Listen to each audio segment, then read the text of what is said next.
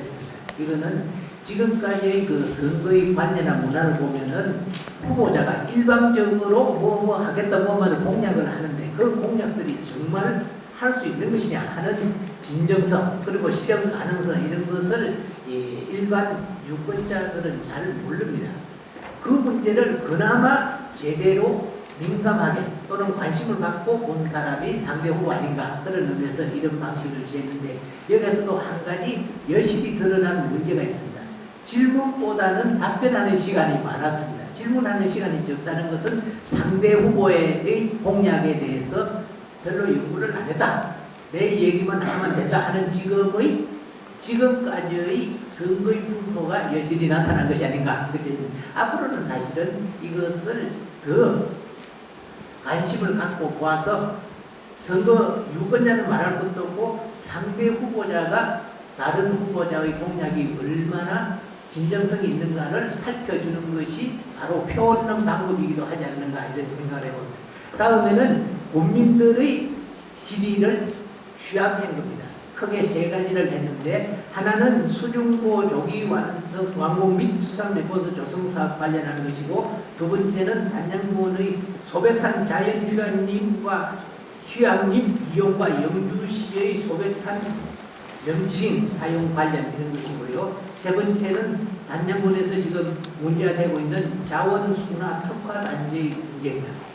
첫 번째 수중보 조기 완공 및 수상 레포트 조성 사업 관련 질의를 제가 하고요. 그 다음에 세 분이 답변을 해주는데 답변의 순서는 기호 순으로 하겠습니다. 먼저 송광호 후보께서 다음에 서재관 후보, 다음 정영철 후보에서 한 분이 한 3분씩 소개해 주시면 좋겠습니다. 질문의 요지는 이것입니다.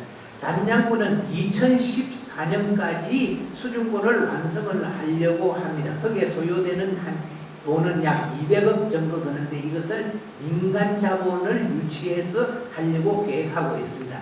그런데 실제 단양군의 인구 3만 전후 되는 자그마한 시골의 군이 200억 민자 유치한다는 것이 보통 어려운 것이 아닙니다. 그래서 이것을 제대로 하려고 그러면은 단양군은 충청북도 또는 중앙정부와 연계해서 많은 지원도 받아야 하고 또 민자 유치를 위해서 많은 노력도 해야 됩니다. 그런데 군에서 하는 것도 물론 해야 되겠지만은 지금 세 분은 국회의원을 하려고 합니다.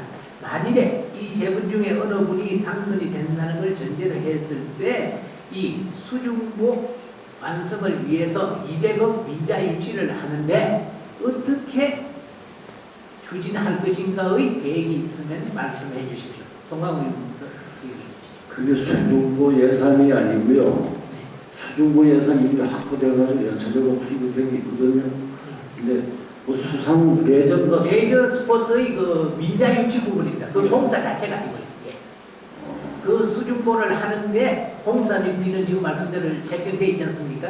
그러면 그 이외에 여러 가지 주변에 무슨 시설을 하려고 그러면은 돈이 필요하고 그 중에서도 민자 네, 그것은 제가 말씀드리겠습니다. 공약에도 나와 있을 겁니다. 수중보가 완료되면은 수중보 주변을 명소화하겠다 하는 얘기입니다.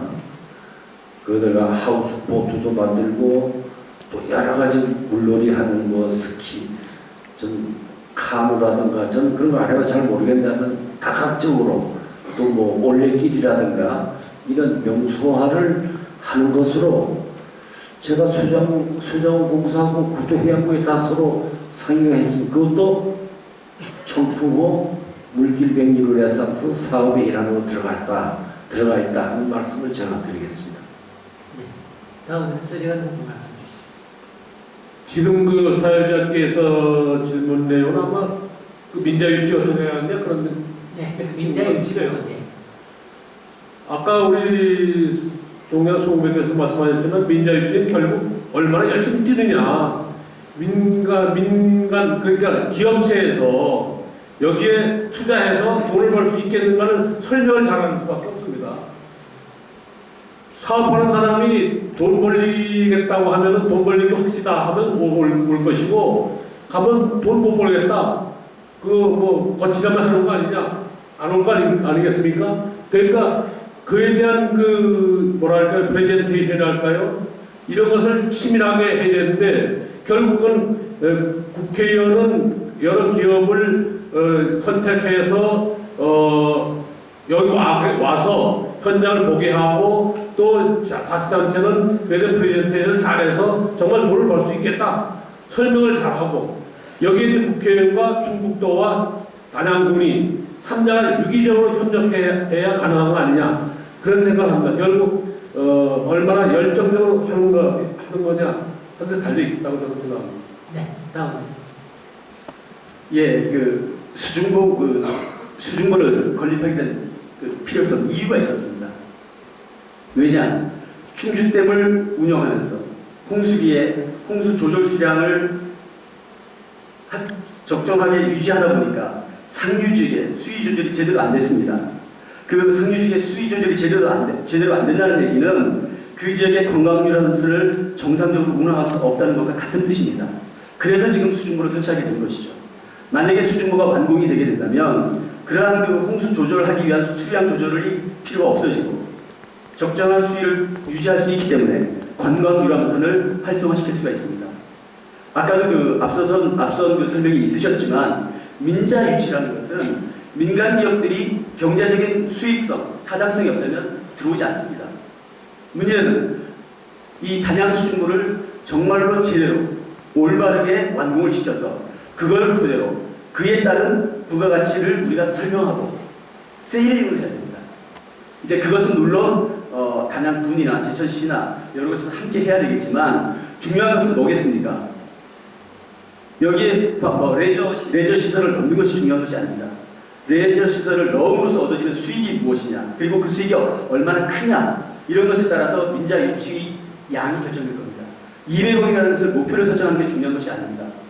이러한 수중보가 정상 가동이 되고 거기에 관광 유람선이 제대로 운항이 된다면 민자 유치는 훨씬 쉬워질 것이라고 생각합니다. 이상입니다. 네. 지금 세 분이 그 수중보 수상 ред코스 조성 사업의 민자 유치 200억 원에 대한 답변을 주셨습니다. 세 분 말씀이 다 맞습니다.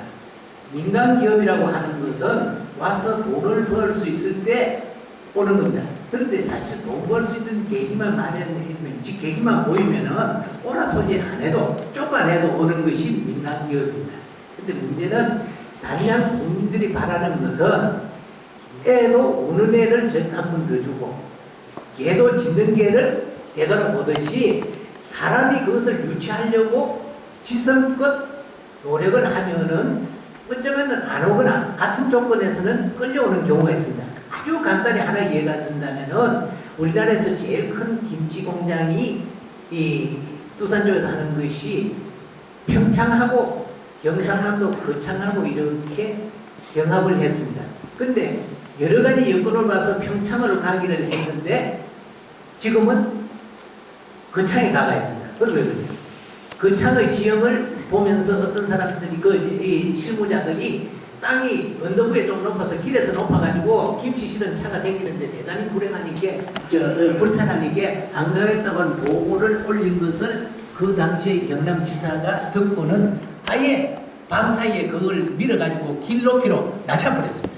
그래서 그 다음날 그 오나가 가가지고 보니까 너희들 보고한 것이 사실하고 다르지 않냐. 결국 지성으로 감동을 해가지고 그쪽으로 갔다 이런 얘기가 있습니다. 그것이 뭐 옳든 그렇든 그것이 그렇게 중요한 것이 아닙니다. 문제는 사람이 최선을 다하고 노력을 하면은 안 올 경우에도 오는 경우도 있다. 그 말씀을 아마 단양 국민들은 듣고 싶어 한 것이 아닌가 생각을 합니다. 두 번째는 단양군은 소백산 자연휴양림이라